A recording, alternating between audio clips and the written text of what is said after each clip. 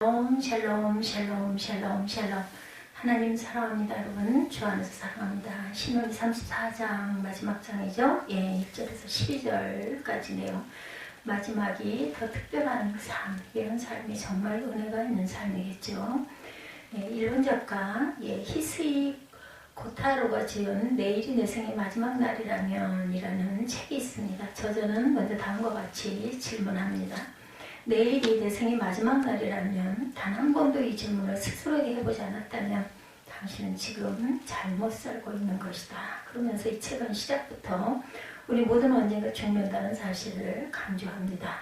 이것은 만고불변의 진리죠. 누구도 모르는 사람이 없습니다. 생의 마지막 날은 누구에게나 다가옵니다.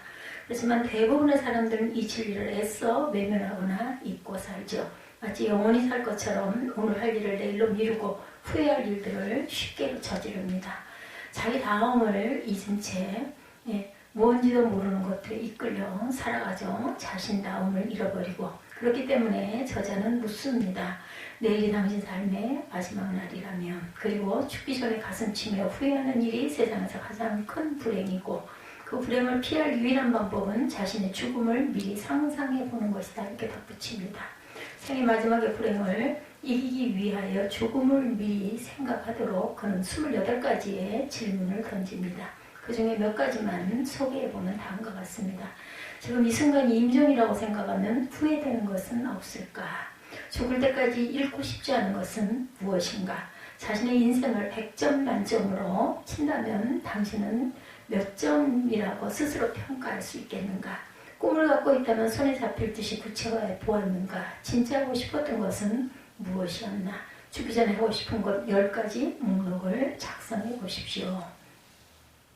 어떤 사람으로 기억되기를 원하십니까? 묘비에 어떤 글을 남기고 싶으십니까? 화해한다면 어느 곳과 누구에게 목숨을 바쳐 최선을 다할 사람은 있었습니까?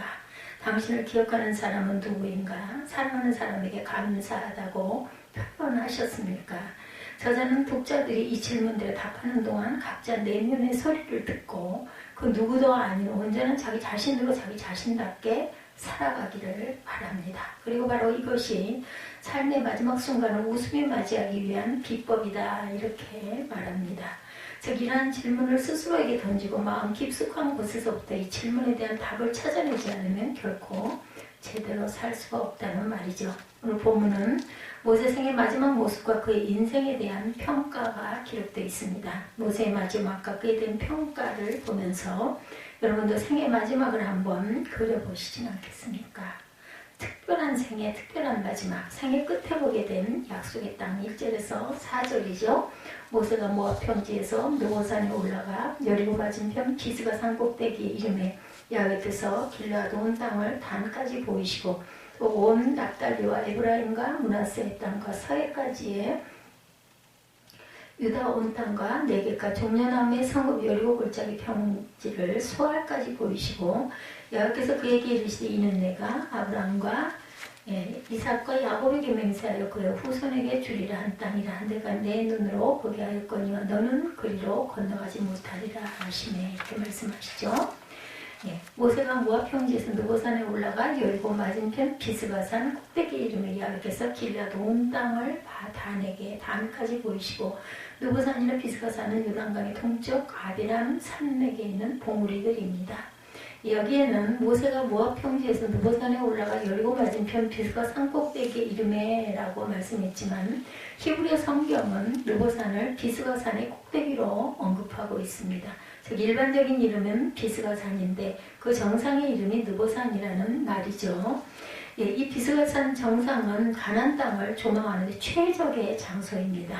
거기서 여호와께서 모세에게 길르앗 온 땅과 단까지 보이시더라고 말하죠. 이 지역들은 요단 동쪽을 말합니다.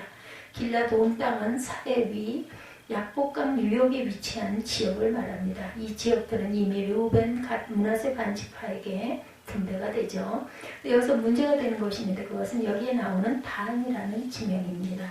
일단 가나안 최북단의 단이라는 지명이 있지만 여기에 나오는 단은 정확히 어느 곳을 가리키는지 분명하지가 않습니다. 그래서 어떤 학자들은 여기에 나오는 단을 헬못 부근에 단으로 보지 않고 길랏 부근에 위치해 또는 한 성읍 혹은 지역을 가리키는 것이다 이렇게 봅니다. 왜냐하면 헤르몬산 그 부근의 단은 육안으로는 도저히 볼 수 없을 정도로 멀리 떨어져 있기 때문이죠. 즉 비스가산에서 헤르몬 부근의 단까지는 무려 160km 정도나 되어서 아무리 모세의 시력이 좋고 그가 선 곳이 높다고 해도 정상적으로 볼 수 없는 곳입니다. 하지만 만약 이 단이 가나안 최북단 헤르몬 산기슭의 단을 가리킨다면 이것은 하나님께서 기적적으로 모세에게 보여주셨다는 뜻이 됩니다. 하나님은 죽음을 앞에 둔 모세에게 당신의 약속에 근거한 가나안 전경을 보여주신 것이고, 따라서 가나안은 신비한 방법으로 하나님은 모세에게 요단강 동쪽의 전 지역, 즉 북쪽 끝에서 남쪽 끝까지를 보여주셨을 것임을 우리가 믿을 수 있다는 말이죠. 그래서 하나님은 모세의 시선을 요단강 서쪽 편으로 옮기게 하십니다. 또 온 납달리와 에브라임과 므낫세의 땅과 서해까지의 유다 온 땅과 네겝과 종려나무의 성읍 여리고 골짜기 평지를 소알까지 보이시고, 모세는 요단 서편 땅을 바라봅니다. 여기서 서해란 가나안 서편에 위치한 바다인 지중해를 가리킵니다. 네겝은 가나안의 남쪽 사막 지역을 가리키고, 종려나무의 성읍 여리고는 예루살렘 동편 요단 골짜기 남단에 있던 큰 성읍입니다. 그런데 이곳을 종려나무의 성읍이라고 부른 것은 그곳의 종려나무가 산지로 유명했기 때문이죠. 그리고 소알은 벨라로도 불렀던 서해 남단 요단 평지에 위치한 고대 가나안 성읍을 가리킵니다. 따라서 본절은 하나님께서 모세에게 서해 북부 지역, 동서남북 전 지역을 다 보이셨다는 뜻입니다. 이 땅들은 원래 야훼께서 아브라함과 이삭과 야곱에게 맹세하고 후손에게 주리라 한 땅이었습니다. 가나안 땅을 이스라엘에게 주시겠다고 하나님의 말씀을 한 것은 아브라함 때부터 약 600년간 약속으로만 머물러 있었어요. 그러나 이제 그 약속이 바로 눈앞에서 성취되려는 순간이죠. 그런데 하나님은 모세에게 내가 내 눈으로 보게 하였거니와 너는 그리로 건너가지 못하리라. 4절이죠. 출애굽의 영웅이자 이스라엘의 위대한 영도자인 모세는 그의 간절한 간구에도 불구하고 가나안 입성이 허락되지 않았다라는 말입니다. 눈으로는 볼 수 있지만 발로는 밟을 수가 없다는 거죠. 그 1차적인 이유는 무리바 사건 때 모세가 하나님의 거룩함을 온전히 나타내지 않았기 때문이죠. 그런데 여러분 이 장면은 어떻게 보면 사람을 놀리는 것처럼도 보입니다. 차라리 보여주지나 말지. 왜 구석구석 육안으로 볼 수 없는 곳까지 다 보게 하십니까? 사실 모세는 지난 40년 동안 이루 말할 수 없는 고생을 하면서 오직 약속의 땅에 이르려는 목적을 가지고 살아온 것이나 다름이 없었습니다. 근데 너는 못 들어간다 하셨으니 모세의 실망과 좌절이 얼마나 컸겠습니까? 그렇지만 여기에는 보다 깊은 교훈이 숨어 있습니다. 모세는 율법을 상징하는 사람으로 율법이 결코 인간을 천국으로 인도할 수 없음을 보여주죠. 천국은 결코 인간의 공로로 말미암아 들어갈 수 있는 곳이 아님을 보여주었습니다. 두 번째 교훈은 비록 모세가 이 세상에 가나안은 들어가지 못할지라도 영원한 본향, 하나님의 백성들에게 약속된 진정한 본향을 바라보았고 거기에는 들어갔을 것임을 가르쳐줍니다. 어떤 면에서는 가나안 땅은 그림자일 뿐인 거죠. 즉 모든 하나님의 백성이 들어갈 천국의 모형에 불과하다는 말입니다. 모세는 바로 이것을 보았을 것이고 그래서 깨달았을 것입니다.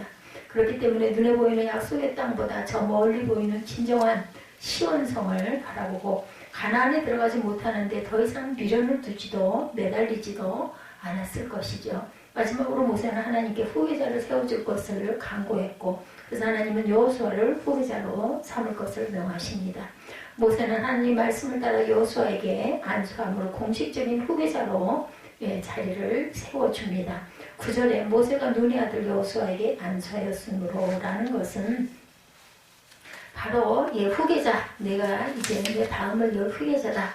모세가 모압 평지에서 행한 안수식은 지금까지 자신이 가지고 있던 모든 지도자적 권한을 여호수아에게 넘긴다를 다는 의미를 지닌 공식적인 위임식이었습니다. 그리고 모세가 여호수아에게 안수할 때 그에게 지혜의 영이 충만히 임하였다라는 것은 하나님께서 여호수아를 모세의 후계자로 인정하셨음을 의미합니다.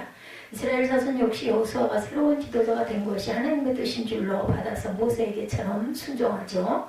이렇게 해서 여호수아의 등장은 신명기와 여호수아서를 자연스럽게 이어줄 뿐 아니라 가나안 정복 전쟁에 임할 모든 준비가 완료되었음을 시사해 줍니다. 아름답고 신비한 죽음이었죠. 5절에서 9절 보면 5, 6절에 이에 여호와의 종 모세가 여호와의 말씀대로 모압 땅에서 죽어 벳부올 맞은편 모압 땅에 있는 골짜기에 장사되었고 오늘까지 그의 묻힌 곳을 아는 자가 없느니라. 모세는 생전에도 하나님의 뜻을 따랐지만 죽을 때에도 야훼의 말씀을 따라 죽었습니다. 그런데 7절은 모세의 죽음에 대해 아주 중요한 한 가지를 더 말씀합니다. 모세가 죽을 때 나이 120세였으나 그의 눈이 흐리지 아니하였고 기력이 쇠하지 아니하였더라. 모세가 120세를 살았다는 것은 아주 특별했습니다. 왜냐하면 당시 사람들의 평균 수명은 70세였고 강건해야 80이다. 이렇게 전도서에 말씀하죠. 이것은 모세 자신이 시편 90편에서 한 말이죠. 따라서 모세는 보통 사람들이 죽음을 맞을 나이인 80세에 하나님께 부름받아 30년 동안 이스라엘의 지도자로 사역을 합니다. 그런데도 모세가 죽을 때 나이 120세였으나 그의 눈이 흐리지 아니하였고 기력이 쇠하지 아니하였다는 것은 모세의 사망 원인이 뚜렷하지 않다라는 것입니다. 왜 죽었는지 어떻게 죽었는지 알 수가 없다. 즉 모세의 사인은 자연사가 아닌 돌연사, 말하자면 모세는 하나님의 뜻에 의해서 강제로 죽임을 당한 것이나 마찬가지다. 성경은 그가 묻힌 곳을 벳볼 맞은편 모압 땅에 있는 골짜기라고 합니다. 벳볼은 모압 신 부올을 예배하던 산이며 한때 이스라엘이 거기에 거한 적이 있었어요. 후에는 루벤 지파의 소유가 되었다고 합니다. 정확한 위치는 분명하지 않죠. 학자들은 그 골짜기를 느보단 근처에 어느 한 골짜기일 것으로 추정합니다. 그런데 여기에 그의 묻힌 곳을이라는 표현을 히브리 원어 성경은 그는 그를 묻었다로 기록하고 있습니다. 즉 하나님의 모세를 묻었다. 하나님께서 모세를 장사 지냈다는 뜻으로, 그렇기 때문에 아무도 모른다는 뜻으로 해석한다는 거죠. 유다서 1장 9절은 이런 사실을 근거합니다. 하나님께서 천사장 미가엘을 보내어 모세의 시신을 인간이 알지 못하는 곳에 장사하도록 명하였다. 그런데 거기에 이유가 있죠. 그것은 이스라엘 백성들이 모세의 무덤을 숭배의 대상으로 삼을 수 있기 때문이라는 거죠. 그런가 하면 어떤 학자들은 모세가 엘리야와 더불어 변화산상에 나타난 사실에 근거해서 모세가 에녹과 엘리야처럼 산채로 승천했을 것으로 보기도 합니다. 아무튼 모세가 죽었고 장사되었는데 그 무덤을 아는 사람은 하나도 없다. 이것이 말해주는 사실이 더 하나 있는데 모세는 자기의 수고에 대한 보상을 받으려고 한 사람이 아니었습니다. 모세는 자신의 전부를 쏟아서 이스라엘을 애굽에서 인도하여 내고 광야길을 인도한 사람, 그리고 모세오경을 기록하고 유대교, 천주교, 기독교, 심지어 이슬람과도 관계를 갖고 있었습니다. 그런데도 그의 무덤이 없어요. 이것은 어떤 의미일까? 믿음으로 산다는 것은 내가 사는 것이 아니기 때문에, 어떤 일을 했다는 건 역시 내가 한 것이 아니기 때문에 그 업적을 기릴 수 없다는 뜻이죠. 세상 사람들은 무슨 일을 하고 나면 기념비를 세우려고 합니다. 남들이 알아줘야 하니까 알아주지 않으면 화가 나죠. 그렇지만 믿음의 사람은 자신의 업적을 남기려 하지 않고 자신의 추종자를 만들지 않고 오직 자신에게 주어진 십자가만을 치는 것으로 만족하는 사람들입니다. 그래서 모세는 자신의 수고에 대한 그 어떤 보상도 바라지를 않고 무덤을 남겨 후손들이나 그 백성들이 자신을 기리는 일이 없도록 했습니다. 모세는 의학적으로 죽을 수 없었어요. 의학적으로는. 그런데 그는 죽었어요. 그리고 그의 무덤은 그 당시부터는 누구도 알 수가 없었다. 그는 죽었지만 죽음의 흔적이 없다라는 말이죠. 그리고 그 이후 그 죽음에 대해서 아주 신비로운 소문이 퍼지기 시작합니다. 무슨 말이에요? 모세의 죽음이 참으로 아름다웠고 신비로웠다라는 거죠. 바로 이것이 저와 여러분이 바라야 할 마지막 모습은 아닐까. 우리도 모세처럼 아름답게 그리고 신비로운 죽음을 어차피 죽을 거, 그죠? 그렇게 아름다운 모습으로, 신비로운 모습으로 돌아가면 얼마나 은혜일까 하는 생각이 듭니다.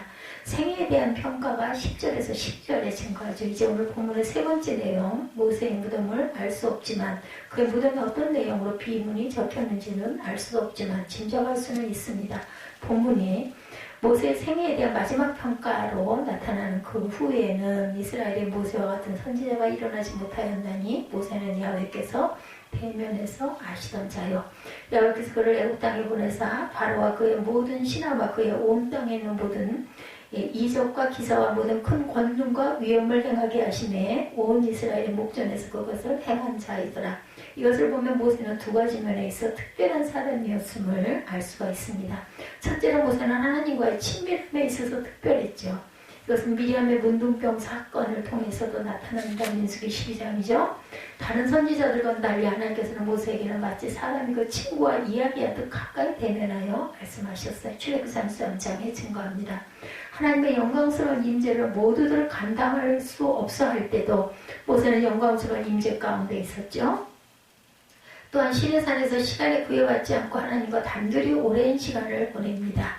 모세는 그 누구보다도 하나님과 가까운 사람, 하나님과 친밀한 사람이죠. 이것이 그에 대한 첫 번째 평가입니다. 하나님과 정말 친밀한 사람이었다. 두 번째, 그는 모든 이적과 기사와 하나님의 권능과 위엄을 행함에 있어서 특별했습니다. 모세는 바로와 전에고 국민들 앞에 10가지 재앙을 행한 사람이죠. 홍해를 가르고 구름기둥과 불기둥, 만나와 메추라기, 반석에 물든 그가 나타낸 야훼 권능과 위엄은 위로 말할 수가 없이 많습니다. 거기다 그는 위대한 선지자로 율법의 창시자고 중재자였습니다. 이 율법이 지속되는 한 이스라엘 중에서 모세와 같은 선지자가 다시 일어나지 않을 것입니다. 전무후무한 선지자라는 뜻이죠. 예, 모세처럼 하나님과 친밀한 사람 또 누가 있을까요? 예, 그리고 모세처럼 하나님의 권능을 행한 사람이 누가 있을까요? 모세처럼 우주와 인간의 시작을 알고 거룩한 사람이 있을까요? 네. 모세처럼 하나님의 백성 이스라엘의 역사를 알고 기록한 사람, 무엇보다 구원 역사의 시작을 알고 기록한 사람이 또 누가 있을까요? 이러한 하나님과의 친밀함, 하나님과의 권능과 위엄이 모세의 생애를 빛나게 만들었고 그의 죽음까지 아름답게 만들었다라는 것입니다. 저와 여러분의 생애는 어떠하며 저와 여러분의 마지막은 어떠할 것 같습니까? 여러분도 더욱 하나님과 친밀함으로 하나님의 권능과 위엄이 나타나고 그것이 여러분의 생애를 마지막까지 아름답고 신비롭게 만드시기를 바랍니다. 마지막이 더 빛났던 인생. 네. 1929년 벨기에 뷰르셀의 어느 병원에 아기를 얻은 한 여인이 헐레벌떡 들어옵니다. 딸이 며칠 전부터 심하게 기침을 합니다. 그녀의 아기는 생후 3개월이 된 갓난아기였어요. 눈도 제대로 뜨지 못하고 마른 기침을 뱉어내는 아기는 한눈에 봐도 병색이 역력합니다. 의사는 청지기로 이리저리 살핀 후에 감기가 아니라 백일해입니다. 백일해요? 안 좋은 병인가요? 연령이 낮을수록 위험한 병입니다. 기관지 폐렴이나 폐에 공기가 들어가지 못하는 상태인 무기폐 등으로 이어질 수도 있는데 이 아이는 좀 더 심각한 상태입니다. 의사의 말에 아기 엄마는 그 자리에 주저앉고 말았습니다. 선생님, 아이를 살려주세요. 아이를 살릴 수 있다면 제가 무슨 일이든 할 테니 제발 좀 살려주세요. 다행히도 아기는 의사와 엄마의 극진한 보살핌 덕분에 극적으로 살아납니다. 하지만 걸음마를 떼기 전에 죽음의 문턱을 넘었던 아기의 비극은 거기서 끝나질 않습니다. 아기가 자라 10살이 되었을 때 부모가 이혼을 합니다. 그래서 아이는 할아버지 손에 맡겨지죠. 그때부터 아이는 오드리 헵번이라는 이름을 쓰게 됩니다. 그 후 성장한 오드리 헵번은 영국으로 건너가 영국과 영화에 출연하며 자신의 꿈을 향해 한 걸음씩 걸어갔고 우연히 미국 브로드웨이 연극 지지에 캐스팅이 됩니다.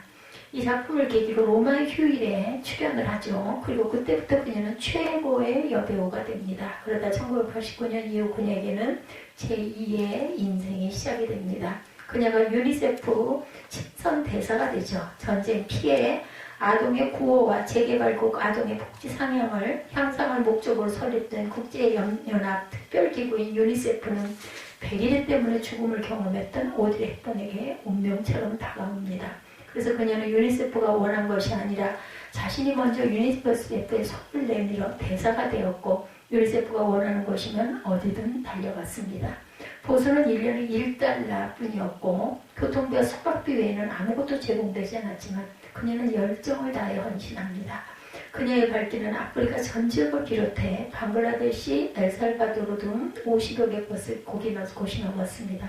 이런 그녀에게 대세상 사람들은 오드리 헵번이 인기가 떨어지니까 별쇼를 다 하는구먼. 몇 달 전에다 말끝이라면서 곱지 않게 보았다고 합니다. 그렇지만 그녀는 멈추지 않았습니다. 굶주림과 병으로 죽어가는 어린아이들의 현실을 세상에 알리고 1992년 소말리아를 방문했을 때 마을 공터에 쌓여있는 아이들의 시체를 보고 충격을 받습니다. 그 자리에 주저앉아 하염없이 울었어요. 그때부터 오드리 헵번은 소말리아에 강한 애착을 가지게 됩니다. 근데 바로 그때부터 자신도 다른 사람들도 전혀 몰랐던 일이 하나 벌어지고 있었어요. 소말리아 방문이 그녀의 건강을 나쁘게 만들었던 거죠. 그때부터 그녀의 건강은 나빠져서 대장암 말기로 3개월 시한부 인생을 선고받고 맙니다. 제게 남은 시간이 얼마나 됩니까? 3개월 남았습니다. 고향에서 가족들과 함께 보낼 시간은 충분하군요. 그 후 오드리 헵번은 집으로 돌아와 가족들과 함께 생애 마지막 시간을 보냅니다. 그리고 그녀는 가족들에게 자신이 좋아하는 시를 읊어주면서 인생을 마무리 지었는데 그 시는 다음과 같습니다. 아름다운 입술을 가지고 싶으면 친절한 말을 하라. 사랑스러운 눈을 갖고 싶으면 사람들의 좋은 점을 봐라. 날씬한 몸매를 갖고 싶으면 너의 음식을 배고픈 사람과 나누어라. 아름다운 머리카락을 갖고 싶으면 하루 한 번 어린이가 너의 머리를 쓰다듬게 하라. 아름다운 자세를 갖고 싶으면 결코 너 혼자 걷고 있지 않음을 명심해라. 한 손은 너 자신을 돕는 손이고 다른 한 손은 다른 사람을 돕는 손이다. 그리고 나서 그녀는 돌아갔습니다. 그때가 63세였어요. 정말 아름다운 죽음이죠. 그런데 오늘 본문이 말하는 모세의 죽음은 이와는 비교가 안 될 정도로 아름답습니다. 그리고 신비하기까지 하죠. 왜 모세의 죽음이 아름답고 신비할까요? 그것은 첫째 모세가 하나님이 주신 사명에 충성했기 때문입니다.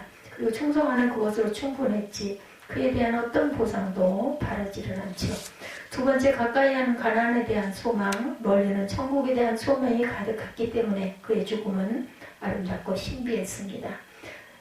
여러분은 가장 멋있고 신비한 성도의 죽음을 맞으시기 바랍니다. 그러기 위해서 지금 사명에 충실해야 되겠죠. 그리고 천국에 대한 소망으로 가득 차 있으시기를 바랍니다.